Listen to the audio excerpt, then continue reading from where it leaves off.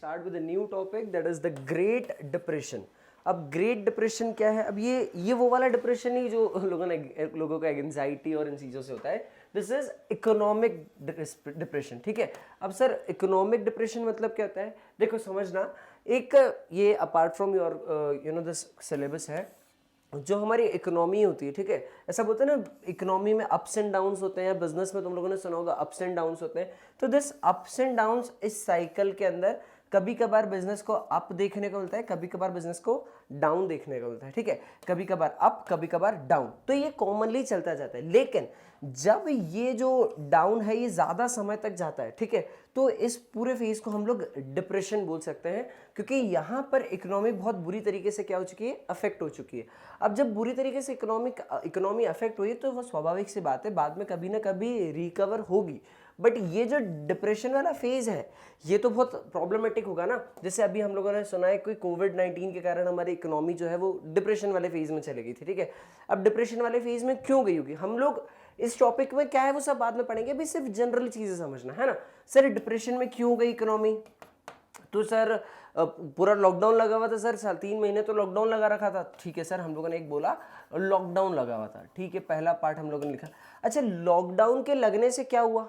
Lockdown के लगने से सर सब लोग घर में बैठे हुए थे, सब लोग घर में बैठे थे. अच्छा, कौन कौन था? अगर हम लोग इकोनॉमी के अंदर प्लेयर्स की बात करते हैं तो सर 2 प्रकार के होते हैं सर. एक होते हैं प्रोड्यूसर्स और दूसरे नंबर पे कौन होते हैं? जो कंज्यूमर्स होते हैं. ठीक है सर, एक जो हो गए प्रोड्यूसर, दूसरे हो गए कंज्यूमर्स. और प्रोड्यूसर जो है, जो प्रोड्यूस कर रहा है, ठीक है, वो भी घर में बैठा है, और जो कंज्यूमर है वो भी कहाँ पर बैठा है? घर में बैठा है. ठीक है सर. अच्छा, जो प्रोड्यूसर है उसके पास क्या होता है? ये जो प्रोड्यूस कर रहा है सर, इसके पास एम्प्लॉइज हैं जो उसके लिए क्या कहते हैं? प्रोड्यूस करके देते हैं. ठीक है सर. अब ये एम्प्लॉइज भी कहाँ बैठे हुए हैं सर? घर में बैठे हैं. बात समझना कि एक एक्टिविटी के कारण क्यों हुई थी सर? ड्यू टू कोविड-19. ठीक है, ये हमारा कारण है, समझना. हाँ, कि कुछ ना कुछ कारण होता है जिसके कारण इकोनॉमी रिसेशन या डिप्रेशन में जा रही है. तो सर लॉकडाउन लगा, लॉकडाउन के कारण प्रोडक्शन, जो प्रोड्यूसर थे वो लोग घर में बैठे, तो उसके कारण क्या हुआ? प्रोडक्शन कम हो गया, प्रोडक्शन कम हुआ. अच्छा सर, कंज्यूमर्स भी घर में बैठे, तब इनकी ज्यादा नीड रहेगी क्या? लोग ज्यादा चीजें डिमांड करेंगे क्या? नहीं भाई, अब घर में ही बैठे तो चीजें बन रही, चीजों की इनको ज्यादा रिक्वायरमेंट है क्या? नहीं, सारी चीज कम हो गई. ठीक है. और जो एम्प्लॉइज हैं अब उनको भी क्या कर रहा है? जब प्रोडक्शन ही नहीं हो रहा है तो कंपनी कितना पैसा बांटेगी? तो ये इनको भी कार में बिठा दिया, घर में बैठा दिया. जब ये सब लोग घर में बैठे तो समझना प्रोड्यूसर घर में बैठा है तो प्रोडक्शन कम. जो इसके पहले हम लोगों ने मास प्रोडक्शन के थ्रू इकोनॉमी को रिकवर करा था, अब वो मास प्रोडक्शन के कारण जो इकोनॉमी हमारी, जैसे हम लोगों ने बोला था, बूस्ट हुई है, वहीं एक नेगेटिव पार्ट आ गया, क्योंकि अब प्रोड्यूसर भी क्या बैठा है? घर में बैठा है. यानी क्या हो गया? प्रोडक्शन कम हो गया होगा, पहला पार्ट. अच्छा सर, कंज्यूमर घर बैठा है, क्योंकि मास प्रोडक्शन को दूसरे पार्ट से किससे रिलेट किया गया है? यहाँ पर मास कंजम्पशन भी होना चाहिए. ठीक है. मास अगर कंजम्पशन नहीं होगा तो क्या होगा? तो हमको वापस प्रॉब्लम देखने को मिलने वाली है. तो मास कंजम्पशन कब होगा? जब कंज्यूमर्स के पास ज्यादा इनकम आएगी. तो मास कंजम्पशन कब होगा? जब ज्यादा इनकम क्रिएट होगी. तो ये पार्ट समझना. अब यहाँ पर एम्प्लॉय घर में बैठा है तो सर उसकी जो इनकम है वो कम हो गई. तो सर इसकी जो इनकम है वो कम हो गई. क्यों? क्योंकि अनएम्प्लॉयड हो गया. ठीक है सर. एक और प्रॉब्लम यहाँ पर, इनकम कम क्योंकि अनएम्प्लॉयड हो गया. ठीक सर. और जो कंज्यूमर है अब उसके पास इनकम नहीं हो रही, तो सर ये कंजम्पशन भी क्या करेगा? अब कम करेगा. ठीक है. तो ये एक सिनेरियो समझ में आया कि किसी एक एक्टिविटी के कारण जब इकोनॉमी में चीजें होती जाएगी तो इकोनॉमी क्या में चले जाएगी? डिप्रेशन में चली जाएगी. सेम यही इवेंट कब हुआ? जो ग्रेट डिप्रेशन वाला फेज जो था हम लोगों का, उसके अंदर. अब जरा ग्रेट डिप्रेशन के फेजेस में क्या क्या चीजें हुई पता है? जैसे यहाँ पर हम लोगों ने एक कारण बताया था सर, कोविड-19 के कारण ग्रेट डिप्रेशन हमको देखने को मिला. ठीक है. तो क्या हुआ था, जब इस वक्त 1929 में, जब हमारा 1929 में आया था ग्रेट डिप्रेशन, और ये मिड 1930s तक ग्रेट डिप्रेशन फेज चला. तो जब एक ग्रेट डिप्रेशन फेज आया था ना, तो उसकी मैंने एक बताया था पहले कि एग्रीकल्चर, जो हम लोगों ने प्रॉब्लम पड़ी थी कि एग्रीकल्चर सेक्टर में बहुत ज़्यादा स्टॉक कर लिया था उन्होंने, तो वो एक प्रॉब्लम वही. तो एक एग्रीकल्चर सेक्टर के कारण भी हमारे यहाँ पर क्या हुआ था? एक ये ग्रेट डिप्रेशन आया था. अब सर ये एग्रीकल्चर सेक्टर के कारण कैसे? और भी सीरीज ऑफ एक्टिविटीज हैं, बट मेनली एक सेगमेंट हम लोग पढ़ सकते हैं कि एग्रीकल्चर सेक्टर के कारण. एक पूरी प्रोसेस समझना. अब क्या हुआ था? देखो यहाँ पर भी पहले चीज समझ लो कि इस पीरियड में क्या हुआ?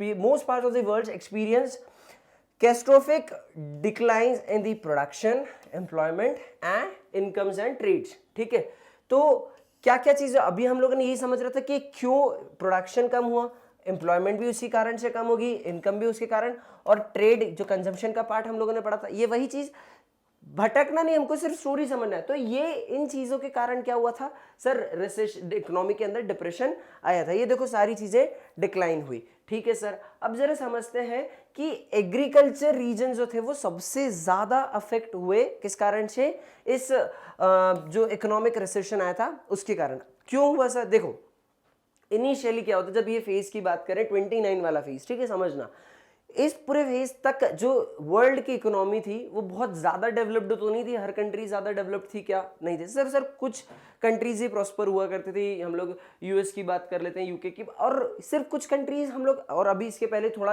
लड़ाई झगड़े हुए हैं, मतलब वर्ल्ड वॉर हुआ है, तो ऑलरेडी इकोनॉमी जो दूसरी इंटीग्रेट जो मतलब पॉपुलर इकोनॉमीज थी, जो इकोनॉमिकली साउंड थी, उन लोग की लगी हुई थी। तो कुछ ही इकोनॉमीज जैसे यूएस बहुत अच्छे से प्रॉस्पर कर रही थी, बट बाकी की जगह जो इकोनॉमीज थी वो अभी कहीं ना कहीं एग्रीकल्चर सेक्टर के द्वारा डोमिनेट थी। ठीक है, तो जैसे हमारा अगर इंडिया समझते तो इंडिया भी क्या थी, एक एग्रेरियन इकोनॉमी हम लोग बोलते हैं। तो इंडिया इनिशियली भी क्या था, एक एग्रीकल्चर सेक्टर के ऊपर ही डिपेंडेंट था।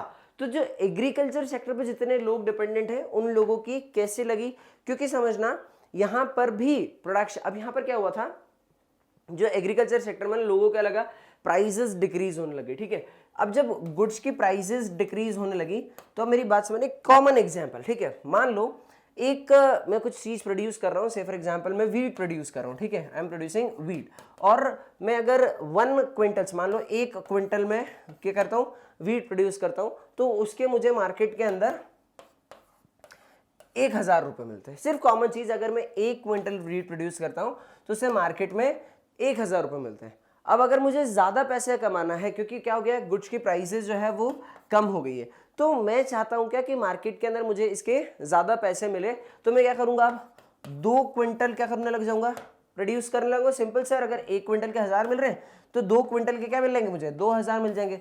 तो मैंने क्या करा, अपना प्रोडक्शन कम करने की जगह क्या कर दिया, अपना प्रोडक्शन बढ़ा दिया, क्योंकि सर दिखती बात है ना सर, 2 क्विंटल प्रोड्यूस करूंगा, 2000 मिलेंगे, और मेरी जो रिक्वायरमेंट है वो फुलफिल हो गई। बट प्रॉब्लम क्या हुई, क्योंकि सब लोगों ने ये दिमाग लगाया। अब जब सब लोगों ने दिमाग लगाया तो इकोनॉमी के अंदर सप्लाई जो थी वो बढ़ गई, मतलब अब हर किसी के पास क्या हो गया था, गुड्स का स्टॉक हो चुका था, और खरीदने वाले नहीं थे। क्यों, क्योंकि सर इनकम नहीं हो रही तो कंजम्पशन कहां से होगा। ठीक है, तो लोगों के पास क्या हो रहा था, कंजम्पशन करने के लिए इनकम नहीं थी, तो गुड्स बिक नहीं रहे थे, गुड्स बिक नहीं रहे थे, तो उनका स्टॉकेज पड़ रहा था। अब जब उनका स्टॉक पड़ रहा है तो पड़े पड़े क्या हो जाएगा, इनके प्राइसेस बोलेगा भाई तू बेच, प्राइस का प्रेशर आते जाएगा और प्राइस और डिक्रीज हो जाएगी। तो ये 2 क्विंटल भी अब मुझे जबरदस्ती 1000 रुपए के अंदर बेचना पड़ रहा था। तो बात समझना, मेरे प्रॉफिट कमाने की जगह धीरे धीरे क्या होने लगा था, मेरा लॉस होने लगा था। और समझना, जब मैं ये गुड्स को प्रोड्यूस कर रहा हूं, मैं किसी भी सेक्टर से, अभी हम लोग इसकी बात नहीं कर रहे, अभी हम लोग नॉर्मल समझ रहे हैं, मैं अगर कोई भी गुड्स प्रोड्यूस कर रहा हूं, चाहे मैं एग्रीकल्चर सेक्टर से रिलेटेड प्रोड्यूस कर रहा हूं या फिर मैं इंडस्ट्रियल सेक्टर से रिलेटेड कर रहा हूं, तो अगर मैं प्रोड्यूस कर रहा हूं तो मुझे क्या चाहिए सर, आई नीड कैपिटल, आपको कैपिटल चाहिए। अब जो मुझे कैपिटल चाहिए वो या तो मेरा खुद का होगा या बोरोड कैपिटल होगा। ठीक है, मैं किसी से पैसा लेकर आऊंगा। अब अगर मैंने ये प्रोडक्शन करने के लिए किसी से पैसा उधार पे लिया होगा तो मुझे उसे भी पैसा क्या करना है, चुकाना है। तो अब मैं क्या होता जा रहा हूं, उस ट्रैप में फंसता जा रहा हूं कि भाई मैं ना तो मेरा पैसा कमा पा रहा हूं, और उल्टा जिसे मुझे पैसा चुकाना है उसको मेरे को और देते जाना है, तो मैं पूरे ट्रैप के अंदर फंस गया। इसी के कारण एक सेगमेंट हम लोगों ने देखा कि सर ये एक कारण है मेजरली इकोनॉमिक रिसेशन आने के लिए। अब जरा देखते हैं क्या हम लोगों को समझा रहे हैं। This was because of the fall in the agricultural prices. ठीक है, और बात समझ में आई हम लोग, एग्रीकल्चर क्यों, क्योंकि mainly because of fall in the agricultural prices and was greater and more prolonged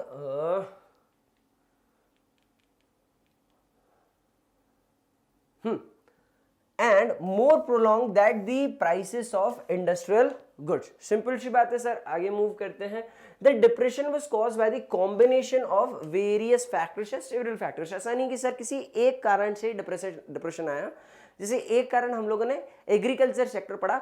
अब सर दूसरा कारण क्या है? पहला पॉइंट तो हमको क्लियर हो गया कि सर ये एग्रीकल्चर सेक्टर के प्राइजेस फॉल हो रही थी, लोगों ने अपना स्टॉकिंग कर लिया था, तो लोगों के प्राइजेस और गिर गए थे, और गिरने के कारण क्या हुआ, अब इकोनॉमी के अंदर जो एग्रीकल्चर सेक्टर वालों ने लोन ले रखा था वो चुका नहीं पा रहे थे, तो उन लोगों की बुरी तरीके से लग गई। ठीक है, यहां पर यही बताया कि as prices slumped and the agricultural incomes declined, farmers tried to क्या करा, farmers tried to expand the production and bring the larger volume to produce to the market and maintain their overall income। Simple सी बात जो हम लोगों ने देखा कि भाई उनको लगा कि भाई मैं 1 क्विंटल कर रहा हूं तो 1000, वही वाला एग्जांपल, अब मैं 2 क्विंटल करूंगा मेरे को 2000 रुपये मिल जाएंगे ताकि मेरे इनकम लेवल बैलेंस हो जाए। पर प्रॉब्लम क्या आ गया था कि ये 2 क्विंटल भी उनका 1000 रुपये में बिक रहा था। क्यों? क्योंकि सर प्राइजेस गिर गए थे और इसके कारण और नुकसान देखने को मिला। सर सेकंड फैक्टर क्या था? in the mid 1920s many countries financed their investment through loans from the US। अभी हम लोगों ने पढ़ा था यूएस के पास खूब पैसा था क्योंकि यूएस ने वर्ल्ड वॉर के अंदर भाई उसका नुकसान हुआ नहीं ज्यादा, तो उसने क्या करा भाई, जैसे ही पोस्ट वर्ल्ड वॉर हुआ तो लोगों को पैसा बांटना शुरू कर दिया कि लो भाई अपनी अपनी इकोनॉमीज रिकवर करो। तो भाई अब यूएस ने क्या कर रखा था, पैसा बांट रखा था। दूसरे तो बहुत सारी कंट्रीज के अंदर अब क्या कर रखा था, यूएस ने पैसा बांट रखा था, और वो कंट्रीज यूएस के जो फाइनेंस्ड पैसा है उसी से कंट्रीज चल रही थी। अब यूएस ने देखा कि भाई मैंने जो पैसा बांटा उससे कंट्रियां चल रही है, और यहां पर उन्होंने बताया while it was often extremely easy to raise loans in the US when the going was good, US overseas lenders. और मतलब सिंपल सा उसने क्या करा, यूएस अभी बस अच्छे से आराम से मार्केट के अंदर लोन दे रहा था। उन्होंने बताया कि in the first half of 1928 US overseas loans amounted to over $1 billion. ठीक है, $1 बिलियन तक का उसने लोन दे दिया था। और अगले ही साल, ठीक है आगे बताते हैं, ईयर लेटर अगले ही साल क्या हुआ, it was 1/4 of that the amount. भाई 1 क्वार्टर किसका, इसका सीधे 1/4 हिस्सा हो गया जो उसने लोन दिया था। क्यों? क्योंकि अब क्या होता है, countries that dependent crucially on US loans faced an acute crisis. क्योंकि अब उन कंट्रीज के अंदर भी क्या हो रहा था, क्राइसिस फेस करने पड़े थे, क्योंकि इकोनॉमिक रिसेशन उन कंट्रीज में भी आया था। Major part of the world agriculture prices हमने समझा। ठीक है, अब क्या हुआ उन कंट्रीज में, जैसे समझना हम लोगों ने जब 9th क्लास के अंदर हम लोगों ने नाजिज्म पढ़ा था, तो उस केस में हमने क्या पढ़ा था कि वहां पर वॉल स्ट्रीट एक्सचेंज क्रैश हुआ था। और वॉल स्ट्रीट एक्सचेंज क्रैश कहां हुआ था, यूएस में, और उसका अफेक्ट कहां पर पड़ा था, नाजी यानी फ्रांस के अंदर, तो सर सॉरी जर्मनी के अंदर। तो सर नाजी में जर्मनी में कैसे उसके कारण इफेक्ट पड़ा जब यूएस के अंदर वो वॉल स्ट्रीट एक्सचेंज हुआ था? क्योंकि जो जर्मनी थी वो किसके ऊपर डिपेंडेंट थी, वो सर यूएस के ऊपर डिपेंडेंट थी उसके लिए। अब यहां पर समझना कि बहुत सारी कंट्रीज काय पे डिपेंडेंट है अब अपने क्या बोलते हैं फंड्स के लिए, अपनी सिचुएशन को सुधारने के लिए यूएस के ऊपर। बात समझना यहां पर क्या हुआ, जब वो लोग यूएस के ऊपर डिपेंडेंट थे और उनकी हालत बुरी तरीके से डामाडोल हो गई थी, तो यूएस ने हाथ खींच लिया। यूएस ने हाथ क्यों खींचा? क्योंकि भाई मैं उस जगह मैंने क्यों लोन दिया तेरे को, भाई किसी भी एक व्यक्ति है, मैंने आदेश सेठी आई एम आदेश ने मान लो राघव को लोन क्यों दिया, क्योंकि भाई राघव से जब मैं रिटर्न लूंगा तो मैं कुछ इंटरेस्ट चार्ज करूंगा, मैं पैसा कमाऊंगा। सिंपल सी बात है ना, बात समझना। अब ये राघव जो व्यक्ति है वो खुद ही यहाँ इसके घर में क्राइसिस हो रही है, खुद ही डेट, पहले तो मेरे डेट में फंसा हुआ है, ठीक है। दूसरे नंबर पे इसके पास इनकम हो नहीं रही है, तो मैं मेरा पैसा और दूंगा क्या इसको? नहीं दूंगा। क्यों? क्योंकि मेरी तो हालत गई ना भाई, मेरा इंटरेस्ट छोड़ मेरा प्रिंसिपल अमाउंट रिसीव होने की सिचुएशन समझ नहीं आ रही कि भाई मेरा प्रिंसिपल आएगा या नहीं आएगा। तो आदेश ने क्या करा, अपने यहीं पे ब्लॉकेज कर दिया कि अब और लोन में नहीं दूंगा। तो ऐसे आदेश यानी यूएस ने क्या करा, जितनी भी कंट्रीज में से लोन दे रखा था वहां से उसने क्या करा, लोन देना अब मार्केट में बंद कर दिया, स्टॉप कर दिया। और इसने क्या करा था, डोमेस्टिकली भी लोन दिया था। ऐसा नहीं करा था कि सिर्फ बाहर की कंट्रीज को लोन दे रहा था, ये क्या कर रहा था, अपनी कंट्री में डोमेस्टिकली, मतलब क्योंकि मास, हम लोगों ने पढ़ा था कि जब मास प्रोडक्शन हो रहा है तो मास कंजम्पशन हो रहा है, मास कंजम्पशन बिकॉज ऑफ इनकम, ठीक है। और यहाँ पर जब लोगों के पास इनकम आ रही थी तो कंज्यूमरिज्म बहुत स्प्रेड हुआ मार्केट में। कंज्यूमरिज्म स्प्रेड कैसे हुआ जरा समझना। जैसे ईएमआई ऑप्शन हम लोग कॉमनली सुनते हैं ना, तो ऐसा ईएमआई ये एक हायर परचेस वाला सीन होता है, ठीक है। अब ये हायर परचेस वाला सीन क्या होता है जरा समझना कि यहाँ पर मैं कमा आज मतलब मैंने सामान आज खरीद लिया, मान लो मुझे वॉच चाहिए तो मैं वॉच अभी लेकर आ जाऊंगा, मान लो मेरे को 25,000 की कोई घड़ी चाहिए है ना, फॉर एन एग्जाम्पल, तो 25,000 की घड़ी आज ले आऊंगा और बोलूंगा कि भाई मेरे को ईएमआई पे दे दे, मैं इसको इजी इंस्टॉलमेंट्स में देखो क्या कर दूंगा भाई, मान ले 5 इंस्टॉलमेंट्स में देखो तेरा पैसा 5-5 हज़ार करके दे दूंगा। तो मेरा काम सिंपली हो गया, मैंने यूज अब चीज आज कर ली, और क्योंकि मुझे पता था ना मैं पैसा कमा रहा हूँ, मैं पैसा कमा रहा हूँ तो अगली किस्तों में इसको दे दूंगा। तो ऐसे एक वॉच है ना, छोटी सी चीज से लेकर भाई कोई बड़ी सी अमाउंट भी होगी जो 25 लाख 5 करोड़ 25 करोड़ की होगी, वो भी लोग क्या पे कर रहे थे अब, फाइनेंस पे। तो उनकी पूरी जिंदगी क्या पे चल रही थी, फाइनेंस पे। और ये फाइनेंस दे कौन रहा था सर, ये डोमेस्टिकली बैंक्स जो हैं वो यूएस के अंदर लोन दे रही थी, क्योंकि यूएस के अंदर ये सिचुएशन ही चल रही थी। बात ये समझ में आई कि अब यूएस ने क्या करा भाई, अलग अलग जगह पे जब दुनिया के अंदर क्राइसिस फेस करे जिसको ये लोन दे रहा है, तो उसने बोला भाई ये सिचुएशन मेरे यहाँ ना आए, मेरे यहाँ ना आए, क्योंकि एग्रीकल्चरल प्राइसेस तो यहाँ पर भी बढ़ेंगे ना। तो इसने क्या करा, इसने अपनी जो इंपोर्ट ड्यूटी थी किसके ऊपर, एग्रीकल्चर सेक्टर पे, वो बढ़ा दी। अब एग्रीकल्चर सेक्टर में इंपोर्ट ड्यूटी बढ़ाने से क्या हुआ कि लोग इंपोर्ट नहीं करे थे, ताकि इसके जो किसान हैं वो क्या हो जाए, सेफ साइड रहे, इन लोगों को उसका नुकसान देखने को ना मिले। और दूसरे नंबर पे इसने क्या करा, जब कंज्यूमरिज्म स्प्रेड हुआ, जब सब लोग अपनी ईएमआई पे चल रहे थे, तो इसने बोला कि नहीं मेरे को मेरा पैसा चाहिए वापस। तो इसने क्या करा, लोगों से पैसा रिकवर करना स्टार्ट करा, और उसके अंदर ये फेल हो गया। अब जरा देखते समझते क्या क्या चीजें बताई। The withdrawal of the US loans affected much of the rest of the world through the different ways। ठीक है, अब जैसे हम लोग जैसे उसने पैसा विड्रॉ करा तो अलग अलग तरीकों से दूसरे पार्ट्स ऑफ द वर्ल्ड के अंदर नुकसान हुआ। In Europe it led to the failure in some major banks and the collapse of the currency such as the British pound. क्या हुआ, अब बात समझना कि यूरोप के अंदर बहुत सारे जो बैंक्स थे वो कोलैप्स होने लगे, और इवन जो ब्रिटिश पाउंड था, ठीक है, जो ब्रिटिश करेंसी है उसकी भी वैल्यू क्या होने लग गई, डिक्रीज हो गई in terms of foreign currency. ठीक है, इन लैटिन अमेरिका में क्या हुआ, in Latin America and elsewhere it intensified the slump in the agricultural and the raw material prices. इसके कारण क्या हुआ, लैटिन अमेरिका और दूसरे पार्ट्स के अंदर भी एग्रीकल्चरल प्राइसेस और रॉ मटेरियल के प्राइसेस थे बुरी तरीके से गिर गए। ठीक है, ये देखने को मिला। सर आगे बढ़ते हैं। The US attempt to protect its economy in the depression by the doubling, क्या करा, by the doubling the import duties. ठीक है, by doubling the import duties also. ये पेन बहुत ही ज्यादा तेज चलता है यार, कहाँ गया,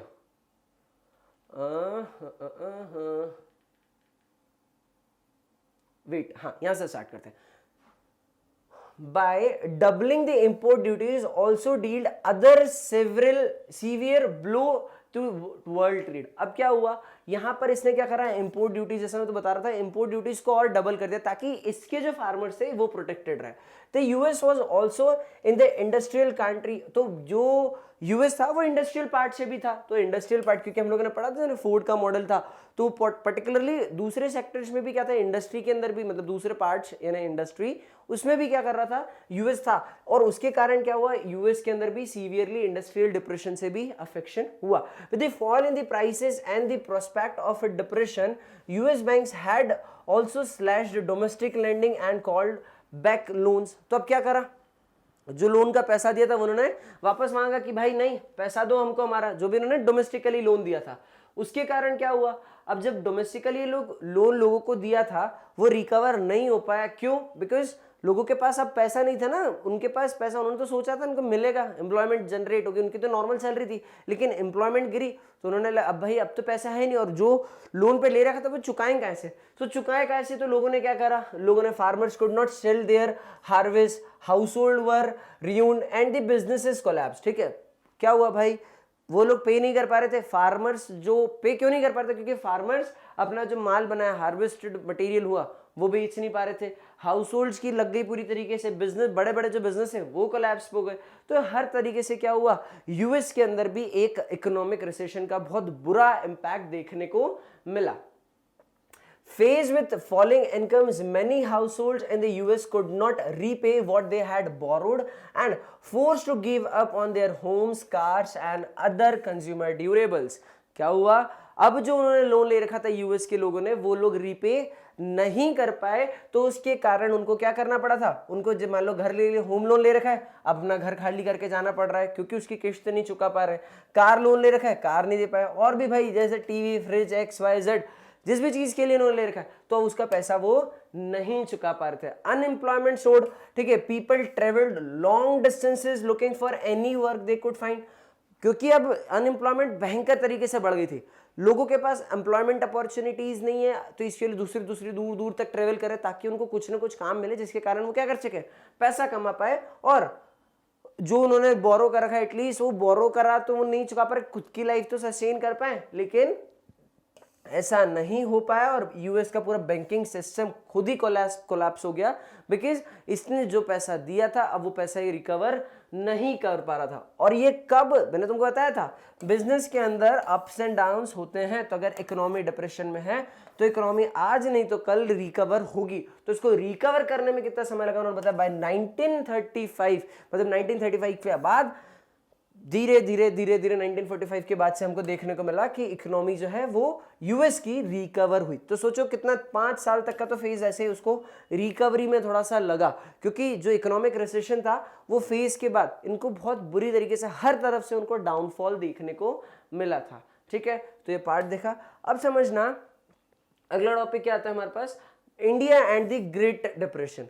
जिस टाइम पे ग्रेट डिप्रेशन चल रहा था पूरी इकोनॉमी के, मतलब पूरे different parts of the world में, तो उसका इफेक्ट इंडिया को कैसे पड़ा, या इंडिया में उसका क्या इफेक्ट हुआ, तो ऑब्वियस सी बात है सर, दूसरी जगह पार्ट्स पे होगा तो उसका अफेक्शन इंडिया में भी कहीं ना कहीं देखने को मिलेगा। In the 19th century colonial India became an exporter of agricultural goods and importers of the manufacture goods. तो क्या हुआ, अब यहां पर हम क्या हो गए थे कि एक्सपोर्टर हो गए थे। मैंने पढ़ा था कि सर हम लोग रॉ मटेरियल के सीधे एक्सपोर्टर बन चुके थे और इंपोर्टर ऑफ क्या बन गए थे sir, importer of finish goods बन गए थे। तो यही पार्ट यहाँ पर बना है, रॉ मटेरियल, दूसरा एग्रीकल्चरल गुड्स, हम लोग इन चीजों को एक्सपोर्ट करते थे।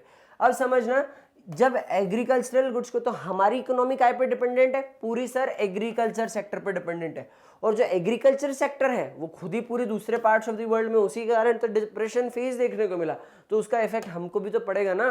तो ऐसे ही पार्ट बताया कि उसके कारण हमको भी इफेक्ट हुआ, depression immediately affected Indian trade, उसके कारण इंडिया की ट्रेड भी गई। इंडिया के जो एक्सपोर्ट और इंपोर्ट थे नियरली हाफ बिटवीन 1928 एंड 34 मतलब 28 से 34 को जिन 6 सालों में जो हमारे इंडिया के एक्सपोर्ट इंपोर्ट सीधी आधी हो गई, 50%। कोई बोले कितनी हुई, तो बोले सर परसेंट याद रख लेना, 1928 से 34 में सर 50% तक वो डिक्रीज हो गए। और इनके कारण क्या हुआ, जो लोग डिपेंड, भाई क्या करते थे लोगों, खुद के लिए तो प्रोड्यूस कर ही रहे करें, साथ में क्या करते थे वर्ल्ड के डिफरेंट पार्ट्स के लिए प्रोड्यूस करते थे ताकि वो पैसा कमाए। अब जब दूसरे पार्ट्स के लिए उन्होंने प्रोडक्ट प्रोड्यूस करा है, बिक ही नहीं रहा है, आधे हो गए एक्सपोर्ट्स, तो कमाएंगे क्या, नहीं ना। और जो लोन ले रखा है वो भी गए। तो पार्ट जरा समझना, देखते हैं आगे क्या बताया। Between 28 and 34 wheat prices in India fell by 50%। देखो एक्सपोर्ट इंपोर्ट भी 50% हो गए और व्हीट के प्राइसेस भी क्या हो गए 50% हो गए। क्यों? क्योंकि जो सरप्लस आपके पास पड़ा था, जो बन गया था, वो बिक रहा नहीं है, बिक नहीं रहा है, सप्लाई ज्यादा हो गई, डिमांड नहीं हो रही है, प्राइस गिरेगा। तो पार्ट में बताया कि सर उस कारण से प्राइसेस गिर गए। Peasants and farmers suffered more than urban dwellers। अब क्या हुआ, सबसे ज्यादा नुकसान किसको देखने को मिला, पीजेंट्स और फार्मर्स को, क्योंकि पूरा नुकसान किस सेक्टर पे आया, एग्रीकल्चर सेक्टर पे आया। सर अगर एग्रीकल्चर सेक्टर पे आया तो दूसरे पार्ट्स में तो कुछ फर्क पड़ा होगा, फर्क पड़ा, लेकिन मेजरली फर्क किस पे पड़ा सर, एग्रीकल्चर सेक्टर पे पड़ा। और एक बात और सुनना, अर्बन एरियाज में तो इसका फायदा भी हुआ। क्यों फायदा हुआ, क्योंकि रॉ मटेरियल के प्राइसेस क्या हो गए, गिर गए। रॉ मटेरियल के प्राइसेस गिर गए तो जो इंडस्ट्रियल मैन्युफैक्चरर्स थे तो उनको क्या हो गया, अब रॉ मटेरियल सस्ते में मिलने लगा, रॉ मटेरियल सस्ते में मिलने लगा, तो उन्होंने बोला तो भाई हमारी तो चांदी होगी। तो पार्ट समझना कि पीजेंट जो वर्ल्ड, जैसे ये पार्ट वही बता रहे कि जो पीजेंट से जो वर्ल्ड के लिए या वर्ल्ड मार्केट में प्रोड्यूस करे थे, उन लोगों का भी नुकसान हुआ, क्योंकि जो कॉलोनियल गवर्नमेंट थी उसने रिफ्यूज करते, भाई वो उनकी जो डिमांड थी वो मीटअप करने के लिए सक्सेसफुल नहीं रह पाई, या उन्होंने कोई एक्शंस नहीं ले पाए क्योंकि उनके खुद की लगी पड़ी थी। आगे बात समझ, जैसे एग्जांपल लिया जूट प्रोड्यूसर्स के जो बंगाल में थे, अब जूट प्रोड्यूसर्स क्या करते थे, सिंपल सर, उन्होंने जूट को प्रोड्यूस करा, जूट को प्रोड्यूस करके जो जूट बैग्स रहते हैं, ठीक है, गनी बैग्स जिसको हम लोगों ने बोला, तो जूट बैग्स, बोरे जिनको बोलते हैं ना हम लोग, तो ये गनी बैग्स बनाए और इसको एक्सपोर्ट। बात समझ में आ गई कि यहाँ पर रॉ जूट जो इन्होंने प्रोड्यूस करा, जो जिससे वो गनी बैग बना रहे थे, उसका एक्सपोर्ट भी इनका गिर गया। But as gunny bag exports collapse, the prices of raw jute crash more than 60%। समझना, कोई चीज पहले 100 रुपए की थी, वो सीधे 60 रुपए गिर के कितने रुपए पे आ गई, 40 रुपए पे आ गई। इतना तो मार्जिन नहीं रखता इंसान अपने बिजनेस में भाई, कितना परसेंट मार्जिन रखेगा, 20%, 25%, 30% मैक्सिमम। 30% मार्जिन भी अगर रखता है तो इसको कितने रुपए का पड़ता होगा, 70 रुपए का पड़ रहा होगा, और अभी सीधे कितने रुपए पे आ गई, 40 पे, तो उसका बुरी तरीके से नुकसान हुआ ना। तो इस तरीके से क्या हुआ, जो रॉ जूट के प्रोड्यूसर्स है उनका भी नुकसान हुआ, और जो उसके ऊपर डिपेंडेंट थे उन लोगों का भी नुकसान हुआ। जो पीजेंट्स है who borrowed in the hope for the betterment, अब उनके भी नुकसान हुए। क्यों? क्योंकि सर इन्होंने वर्ल्ड ट्रेड के लिए पैसा ले रखा था, मतलब वर्ल्ड ट्रेड में माल बेचेंगे, एग्रीकल्चरल प्रोडक्ट थे, चाहे वो जूट हो चाहे इनका एग्रीकल्चरल प्रोड्यूस हो, वो बेचेंगे तो पैसा कमाएंगे, क्योंकि दूसरे पार्ट्स के अंदर ये बेच के पैसा कमा ही लेते थे। बात यहाँ पर आ गई कि उनके प्राइसेस गिर गए, दूसरी कंट्रीज में इंपोर्ट ड्यूटीज बढ़ गई, तो इन लोगों की लग गई, इन लोगों की लगी तो प्राइसेस गिरने लगे, प्राइसेस गिरने लगे तो ये चुका नहीं पाए जो इन्होंने पैसा बोरो कर रखा था। अब ये बोरो करा हुआ पैसा नहीं चुका पाए तो क्या करना पड़ा भाई, झक मार के इनको पैसा देना ही पड़ा। कहाँ से देंगे सर, घर बेच के देंगे, क्योंकि उन्होंने पैसा क्या रखा था, इधर मॉर्गेज से ले रखा था, ठीक है, घर फाइनेंस करा रखा था लोगों के थ्रू, तो मॉर्गेज करा रखा, वो गया, उनको अपनी एसेट देना पड़ रही, जो बड़े बड़े जमींदार से उनको एसेट दी, उनसे उनको भाई एसेट रखी और उसके बदले लोन ले लिया, तो वो एसेट्स उनके पास गई, प्लस इनको उनकी गोल्ड की जो ज्वेल, मतलब जो भी इनके ज्वेल्स थी, जो भी इनके पास आर्टिकल्स होंगे, प्रीशियस आर्टिकल्स, वो देना पड़ा, ताकि क्या हो, जो उन्होंने लोन ले रखा है उसको तो एटलीस्ट रीपे कर पाओ। हम लोग ने पढ़ा था कि डोमेस्टिकली भी इंडिया ने भी लोन ले रखा था, सॉरी इंडियंस ने भी लोन ले रखा था इंडियन मर्चेंट्स से, प्लस फॉरेनर्स जो फॉरेन बैंक थे उनसे भी लोन सिस्टम चल गया था, तो उनको पे तो करना है ना, तो नहीं पे करेंगे तो अपनी चीजें ले जाएंगे, जैसे वहां पर हुआ यूएस के अंदर, तो सेम यहाँ पर भी ऐसी चीजें हुए और ये डेट के अंदर फंसते गए। तो ये चीज हम लोग को दिखाई कि इस तरीके से इंडिया पे जो था वो एक बेस्ट, मतलब बेस्ट इन द सेंस बहुत गंदा इफेक्ट, ठीक है, पड़ा किस पे, जो एग्रीकल्चर सेक्टर थे। बट अर्बन एरियाज पे, जैसे बोला, अर्बन इंडिया पे इतना ज्यादा फर्क नहीं पड़ा, ठीक है, क्योंकि इन लोग को सस्ता रॉ मटेरियल मिल रहा था, ठीक है, और उल्टा इन लोग के सस्ता रॉ मटेरियल मिल रहा था, इनकी चीजें फिक्स हो गई, तो इनको जो इनकी इनकम तो फिक्स चल रही थी, तो इनका दूसरे सेक्टर जहाँ खर्चे थे वो कम हो गए, तो इनको इनकी इनकम उल्टा और बढ़े। भाई मान लो मेरी इनकम 1000 रुपए है, ठीक है, और मेरे खर्चे जो पहले 500 रुपए, तो मेरी 500 सेविंग है, बात समझना है ना, मेरी 500 सेविंग है। अब मेरी इनकम 1000 रुपए है और खर्चे 500 से कट के सीधे 250 गए, तो मेरी सेविंग बढ़ जाएगी ना, 750 की हो जाएगी। तो ये पार्ट तो अर्बन इंडिया की एक बहुत फायदेमंद चीज रही, ठीक है, लेकिन रूरल इंडिया के लिए बहुत बुरी तरीके से इसका एक नेगेटिव इफेक्ट देखने को मिला। Industrial investment also grew as the government extended tariff, अब इंडस्ट्रियल प्रोडक्ट्स भी बढ़ गए, ठीक है, extended tariff protection to industries under the pressure of the nationalist. अब जितने भी नेशनलिस्ट ओपिनियन थे उनके चक्कर में उन्होंने क्या करा भाई, इंडस्ट्रीज पे भी क्या करा उन्होंने, टैरिफ प्रोटेक्शंस को एक्सटेंड कर दिया कि ये प्रोटेक्टेड रहे, तो उसका भी इनको फायदा मिला कि यार कोई भी इजीली आके इनका मार्केट अफेक्ट नहीं करे, क्योंकि दूसरे पार्ट्स में भी जैसे हम लोगों ने पढ़ा था कि इंडिया के अंदर उन 4 सालों में क्या होता है, इंडस्ट्रीज डेवलप होने लगी थी, तो इंडस्ट्रीज डेवलप होने को तो वर्ल्ड से स्टिफ कंपटीशन मिल रही थी, और स्टिफ कंपटीशन से प्रोटेक्ट करने के लिए क्या किया गया, यहाँ पर प्रोटेक्शन लगाया गया, तो उसके कारण इन लोगों को भी क्या देखने को मिला, फायदा देखने को मिला।